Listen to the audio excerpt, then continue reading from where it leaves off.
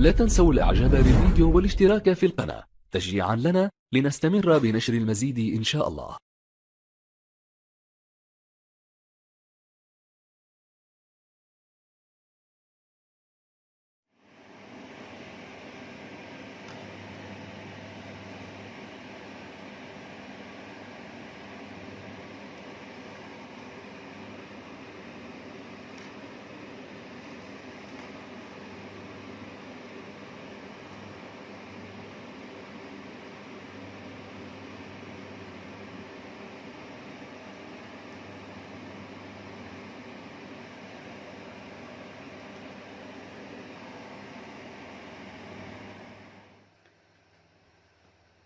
ازيكم يا بنات عاملين ايه؟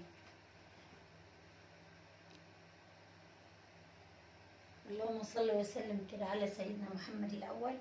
اللهم صل وسلم على سيدنا محمد يا رب، واجعلها جمعه مباركه علينا وزل الهم عننا يا رب، عن امه محمد اجمعين. بسم الله نبدا. بسم الله الرحمن الرحيم. هنعمل معانا النهارده صباحكم عسل الاول، وازيكم عاملين ايه الاول. وشكرا على كل المشتركين اللي خشوا لي جديد، وشكرا على كل تعليقاتهم الحلوه، ونوروني وشرفوني وما تحرمش منهم ابدا. وشكرا يا حبايب قلبي على دعمكم لي. واللي اول مره يخش قناتي مطبخ حنان الكيلاني، اعملي لايك واشتراك، لايك لايك لايك. ويلا ناخد النهارده بقى طاقه ايجابيه كده، ونشوف هنعمل ايه. نغير بقى كده ونعمل النهارده كرشه وممبار. اظن بقى احلى اكله هعملها لكم بتكاتك وحركاتي. وهعمل لكم كده، هحاول اعمل لكم حاجه معينه كده في الكرشه، غير الحاجات التقليديه اللي اي حد بيعملها. وهنشوف بقى هنعمل ايه النهارده. نبدا كده بسم الله. معانا فرشه نضيفها خالص اهي، جايباها ايه علشان ايه نعمل بها كده بقى النظام بتاعنا بالنهارده. هنشوف. معانا الميه مغليه اهي، غلينا على البوتاجاز اهي، علشان نبدا نعمل الكرشه بتاعتنا والممبار بتاعنا. والممبار بتاعنا هنعمله تحت الحنفيه، وهنشوف هنعمله ازاي، علشان بيبقى فيه كده حاجات تبقى ملويه، او يعني في حاجه كده بنشيلها. بسم الله. اول حاجه هنعملها الكرشه بتاعتنا، وبعدين نبقى ندخل على الممبار بقى ونشوف هنعمل فيه ايه. هو معانا برده اهو، ومعانا بسم الله الرحمن الرحيم الكرشه بتاعتنا اهي، مقطعينها وغسلينها ومنضبينها اهي، وبتيجي طبعا متنضفه. وهنبدا هنسقط الاول. معانا ورق رولي هنسقطه كده في الميه المغليه، وبصله. بس الميه دي هتترمي وهرجع اعمله تاني، يعني ده مش طبيخ، ده بس الغلوه اللي انا هديها له عشان نرمي الميه بالليمون. وبعدين ايه احطه بقى فيه، ارجع اشتغل فيه تاني وتالت، يعني الكرشه كذا مره عشان ريحه الزفاره. هنضيف دهيت خشنه البهارات، اللي هي كانت جوز الطيب وورق رولي وحبهان وقرفه خشب وكده. وهنضيف برضو حبايتين، 3 حبايات هم حبهان. وهنضيف شويه فلفل اسمر. الميه دي يا حبايب قلبي كلها هرميها تاني، بس انا هصيتها فيها كده بالليمون، وبالرغم ان انا غسلاه بالليمون برضه. اعصر الليمونه كده اهو، وهنسقط كده اهو معانا.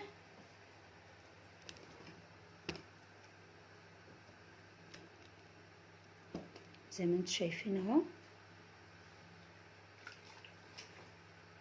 اهي.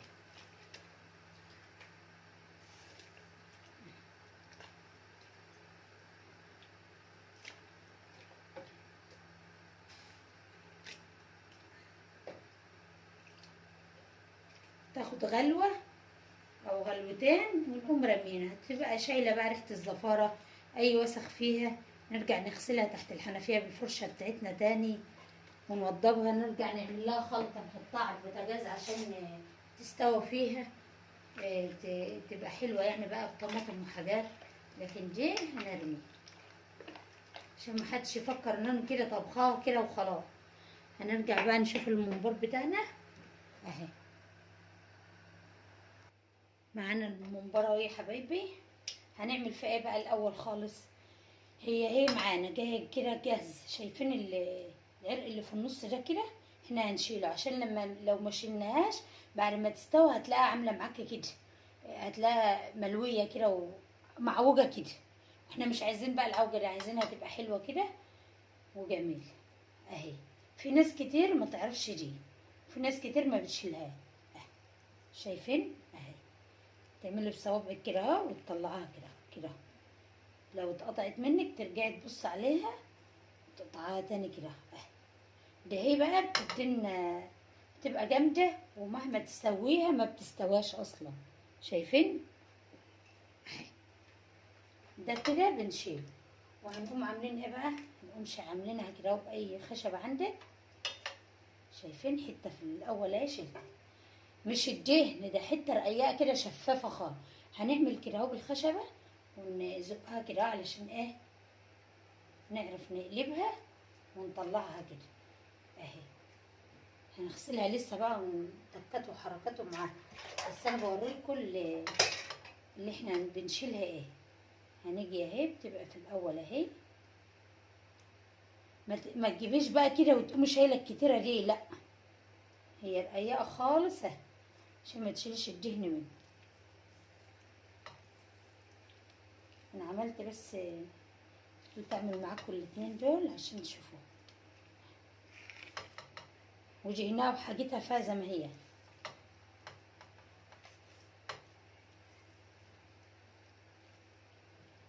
تمام اهي.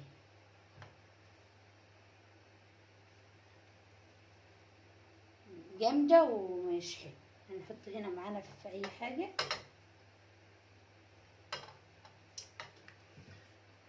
وهنقلبها برضو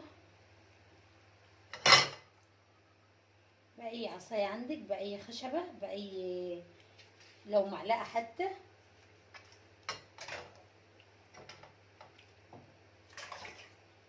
تحت المية بقى ونشوف هنعمل ايه مع بعض.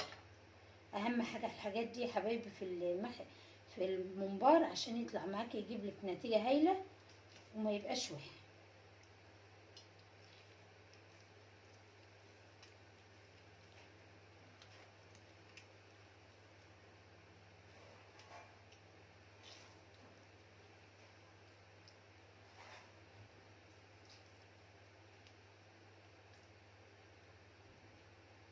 وكل ما نيجي نحشي اقول لكم كل مباراة بتاخد قد ايه رز.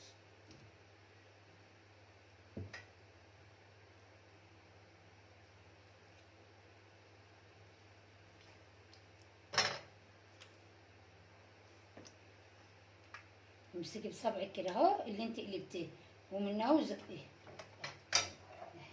شايفين طالعه معايا عامله ازاي اهي كده؟ تمام. معانا مصفاتنا، معانا كل حاجتنا، ونشوف نعمل ايه مع بعض. طبعا بتبقى الدنيا زفره خالص. لا، لازم اخد علاج الاول. تمام يا حبايبي. هنعمل ايه بقى دلوقتي؟ معانا السكينه. بسم الله. نشيل اللي احنا عملناه ده اهو كده اهو، وهتعملي بقى كده اهو بالسكينه كده. شايفين بيطلع ايه؟ حط عليه عادي.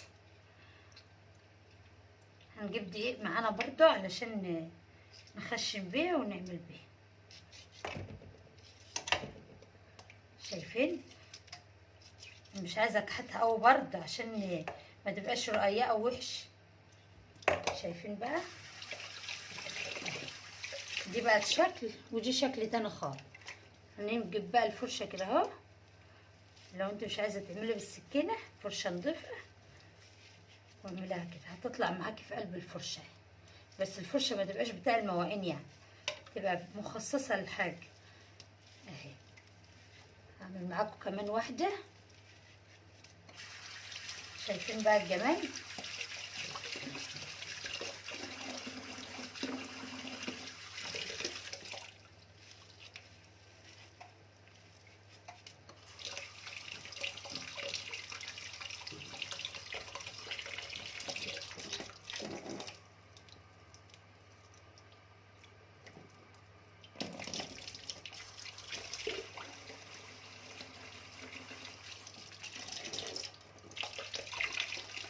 من بره ومن جوه كده، واعملي فيها الميه تبقى تصبح معاكي. شايفين؟ عسل اهي. احطه في المصفى في البوله كده. هعمل معاكم كمان واحد عشان اوريكم اقصها ازاي.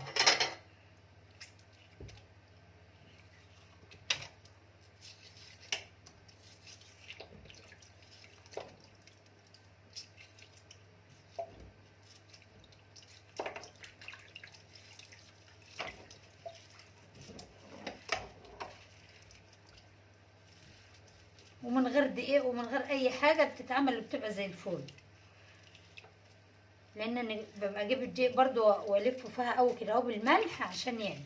وهعمل برضو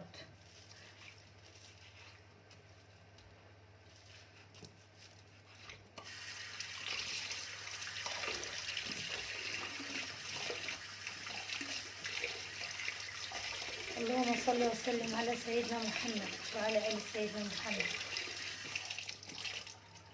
اهي يا حبايبي شايفين بقى الجمال ده.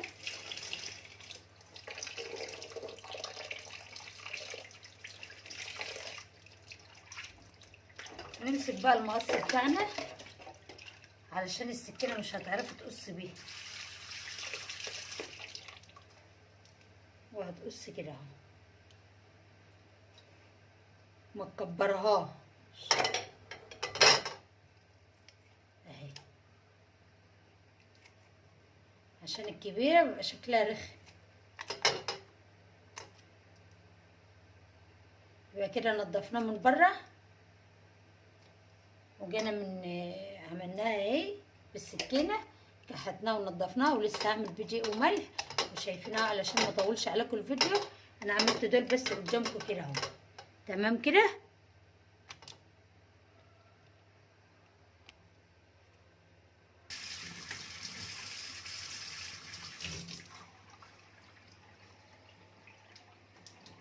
نعملها صوره، نغسلها بقى كويس بالدقيق.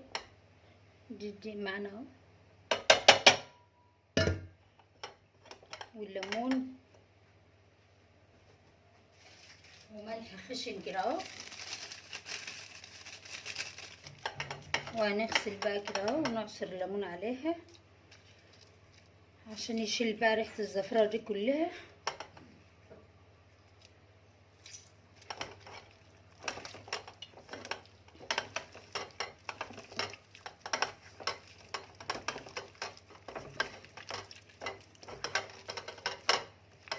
نسخن الميه بقى كده.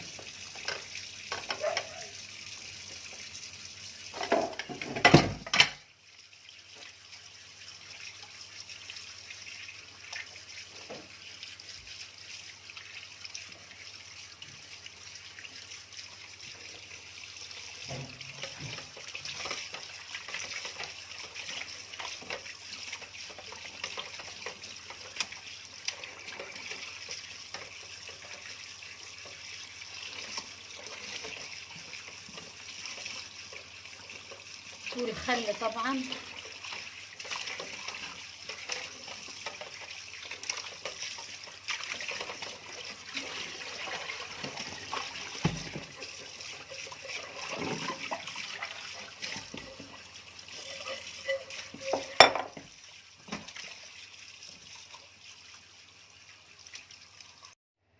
وكده حبايبي. بقى الكرشه بتاعتنا خلصت اهي برده اهي. احنا طبعا عملنا المصارين اهي، الممبار اهو وجهزناه كده خلاص، اتغسل كويس وجهزنا. هنجهز برضو بقى الكرشه معانا، هنفتح عليها الحنفيه اهي. هي دي بميتها اهي بقى اللي انا قايله عليها. هنغسلها بقى كويس خالص كده اهو، خالص خالص برضو بالفرشه، وننضفها كده علشان نعرف ايه نشوف هنعمل فيها ايه. كل الميه ده هتترمى. نجيب فرشه تانية عشان دي مكان الممبار ما تنفعش اهي. اغسلها بقى كويس كده اهو، فيها اي حاجه تطلعيها اهي. وبعدين نكورها بقى مع بعض نشوف هنعمل فيها اي حاجه كده بالسكينه تطلعها كده وترميها. استنى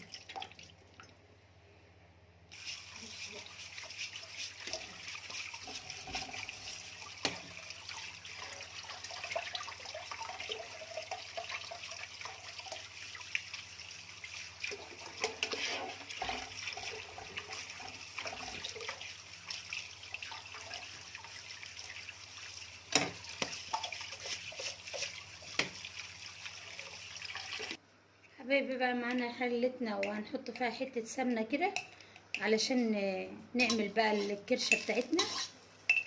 هنشوحها فيها بنقطة زيت صغيرة. هنضيف بقى فص التوم ده اهو، دي توم اخضر اهو، هضيفه كده اهو، توم اخضر فريش يعني عشان يشوحوا بيها.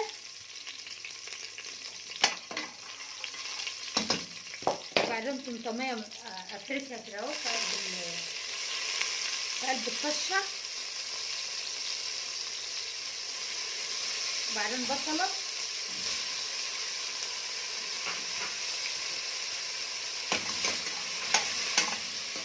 الطشة دي بقى اللي انا هعملها علشان احط فيها الكرش.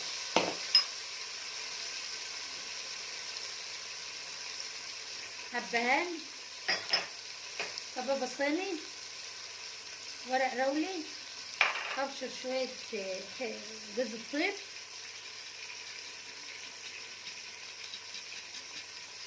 عشان نشيل ريحة الزفارة. واريد بقى الكرشة بتاعتي. طبعا انا غسلاها، انا كنت هحشيها بس الجماعة اللي هياكلوها جوزي يعني طلبها قال لا، وما عرفتش عشان قلت بقى مرة تانية هحشيها بإذن الله. اعملها بشوربة كده وخمريها. طبعا احنا بنرمي شوربتها يعني كده تمام. شوحها بعضها بقى كده اهو، ونحط عليها ميه بعد ما تتفور شويه، ونسيبها لما تستوي بقى نبقى نحمرها ايه ونشوف هنعمل فيها ايه. نعمل مع بعض بقى الممبار، نضيف عليها الملح برضو بقى قبل ما نغطي عليه، معلقه ملح، شويه فلفل اسمر بس صغيرين عشان ايه بتبقى تسمر، شويه 7 بهارات، حط ريحه كده بطرف المعلقه وخلاص على كده. شايفين بقى شربتها لسه مغلتش وجميله خالص ازاي. هنبدأ بقى نعمل الممبار بتاعنا. كل واحدة هنحط الأول الصلصة على الكزبرة على الشبت. الصلصة دي بطماطم، وعاملة هنوت بقى فصين توم خضر وقرن شطة على فلفل أحمر على فلفل أخضر مصفر كده على بصلة. دي المرتة اللي أنا هحطها على الرز بتاعنا عشان تخلي له طعم جميل تمام كده. وهضيف بقى حته زبده مسيحه علشان تخلي الرز طعمه حلو، وهضيف بهارات. هنا انا مسيحه زيت على زبده، هحط شويه كده اهو بس عشان يخلوا المحشي معانا طريه، ويعني عامله كده بتدي لمعه وطعم وكل حاجه حلوه كده تمام. هنقلب بقى الرز بتاعي مصري بس انا مش غسلاه، اللي حابب يغسله يغسله. وكل واحده منبرايه عليها زي دي كده بايدك كده ومقفوله كده، كل واحده منبرايه تمام. يعني عشان اللي عايز يحط الرز بتاعه يبقى عارف هو بيحط ايه. طبعا هنحط ملح بقى على قد الطعم اللي انت عايزاه، عشان لا يبقى حادق قوي ولا يبقى مايع قوي. نحط بقى كل بهاراتنا عشان اهم حاجه تكه الرز ابو صلصه ده البهارات فيه. هنحط معلقه كمون عشان الكمون بيخلي المحشي طعمه جميل، ومعلقه كزبره مش مليانه قوي، ونص معلقه بابريكا، ومعلقه فلفل اسمر اهي بس مش مليانه، يعني يعتبر نص معلقه عشان برضو ايه البهارات ما تبقاش بزياده قوي ولا تبقى قليله قوي. وربع معلقه 7 بهارات علشان بتبقى حلوه في المحشي. وانا مش هحط شطه مبدوره علشان كان عندي شطه، وهحط تاني.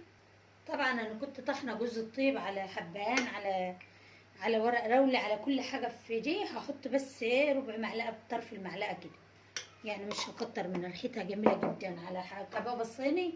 كل ده المحشي بيبقى جميل. هنقلبه مع بعض.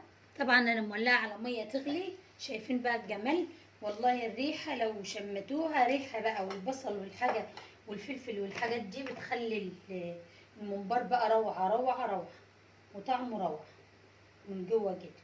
هنعملها، هنفتح كده اهو بصبعنا، وهنعمل في دي ما نحطش دي هنا علشان دي مزفرة، يعني ما فيش حاجة تنزل منها توسخ لنا الرز. هنعمل واحدة بواحدة هنا، شايفيني اهي. بسم الله الرحمن الرحيم.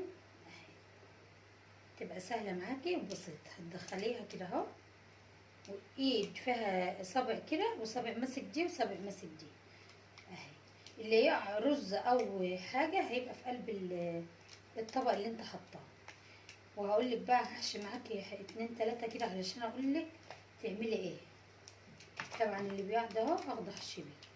شوفوا هي اتملت اهي، ما افضلش اعمل بقى، تقوم مسويها كده كده كده علشان ايه ما تتملاش مني وتحصحص وتبقى وحش. لازم انا اعملها كده. اوريكي برضو التكه الاخيره في الحاشيه بتاعتها، لان انا هاخد الباقي واقف مش هحشيه وانا قاعده. اوريكم بقى وانا بعمل واقفه كده بعمل ايه اهي. خلاص كده وكفايه. الحته الفاضيه اجيب من الملانه واحط في الفاضي اهي. شوفوا بمشيها ازاي. بصوا بقى الرز ده كله هعمل كده، والزياده بقى تطلع معايا كده، عشان ما الزياده تطلع اضمن ان اللي هي ما تبقاش محصحصه وتبقى مليانه قوي كده. تمام اهي. هحطها بقى في طبق عندي لما اجي اخلص اهو.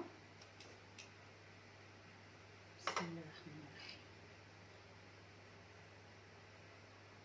فتحي بقى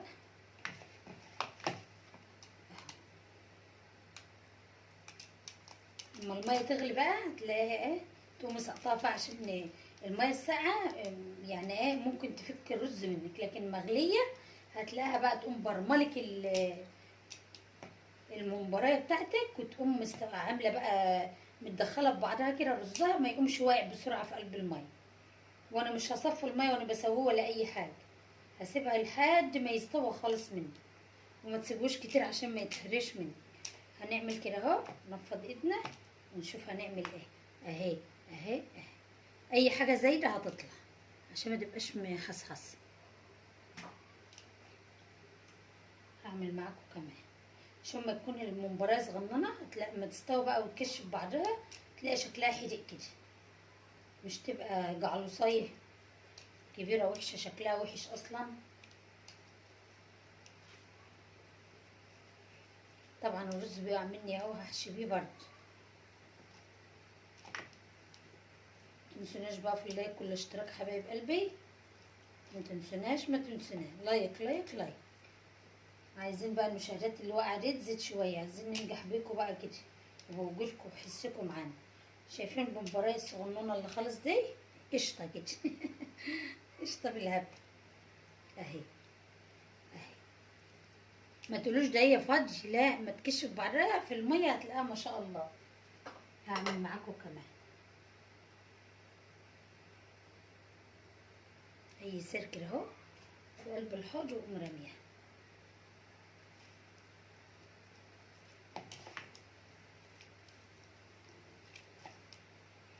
الخلطه بقى اللي انا عاملاها دي بتخلي الرز طعمه جميل، جميل قوي قوي يعني.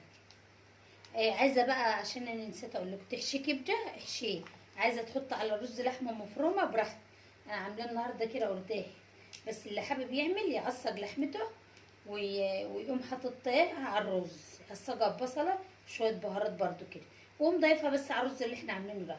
اللي عايز يحشيها بكبده يمسك الكبده يقطعها حتت صغنونه خالص، ويقوم مشوحها ببصل وفلفل الوان عشان يبقى شكلها حلو وبهارات، وياخدها التشويحه على البوتاجاز الاول، ما يحطهاش طريه، وحتت صغننه خالص، ويقوم ضايفها على الرز اللي احنا عاملينه ده، وتبقى رز ممبار بالكبده بقى او باللحمه المفرومه. بس احنا ايه حبينا النهارده كده نعمل ايه حاجات بسيطه كده على قد الايد يعني. تمام كده اهو. خلاص خلصت. اما اجي اعمله في الميه واخلص هوريهولكوا بقى اهو يا حبايبي. خلاص حبايب، الميه بتاعتنا غليت اهي. خلصنا الممبار بتاعنا اهو. هسقطه معاكم في قلب الميه عشان تشوفوا برضو كده اهو. وقلنا ما يبقاش مليان قوي علشان ما يبقاش محصحص ويبقى مليان، لكن كده بتبقى مهويه وبتاخد راحتها في السوا وبتلاقيها مستويه معاك الحبايه كلها، مش تلاقيها محصحصه كده وناشفه ومن جوه الرز مليان تلاقيها مكبوسه وتخينه كده. لا، احنا عايزينها تبقى رقيقه وحلوه كده زيكم ورقيقه زيكم. اللي بيعمل حاجه الحلو يعمل الحلو. شايفين بقى بتبرم معانا اهي في الميه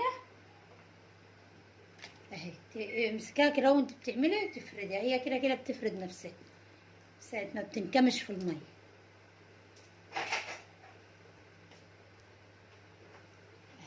طبعا انا بس عامله الحله كبيره قوي ليه؟ شايفين بقى عملت ازاي اهي. لحد ما تستوى بقى تلاقيها 100.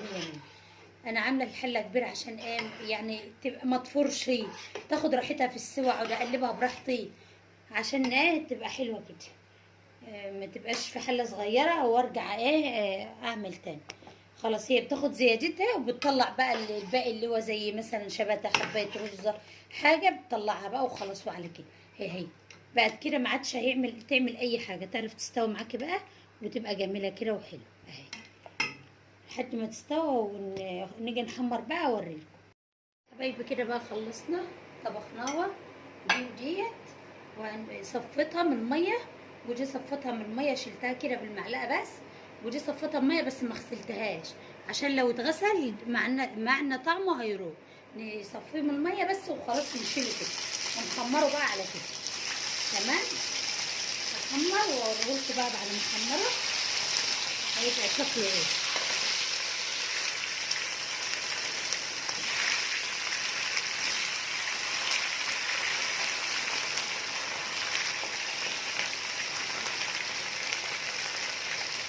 خلاص بقى كده اتحمرت معانا اهي. عايزه تطلعها على مناديل ورق ماشي، عايزه تطلعها كده في الطبق بتاعك على طول مش مشكله، اللي انت عايزاه. كده كده نصفر الزيت كويس وحمري غيره بس كده. مش هيحتاج حاجه بقى غير ان انا اوريلكوا ايه، احط عليه شويه دقه كده او حاجه في الاخر. بس احمر بقى الكرشه بعدها اهي. خلي بس لان بتطرقع نغطي عليه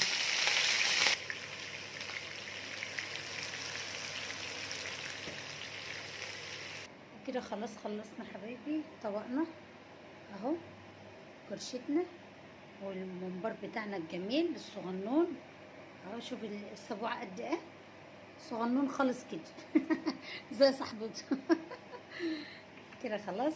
والشوربه نرمتها لان مش بنحبها، واكله بسيطه كده وعلى قد الايد. وما تنسوناش بقى في اللايك والاشتراك حبايب قلبي.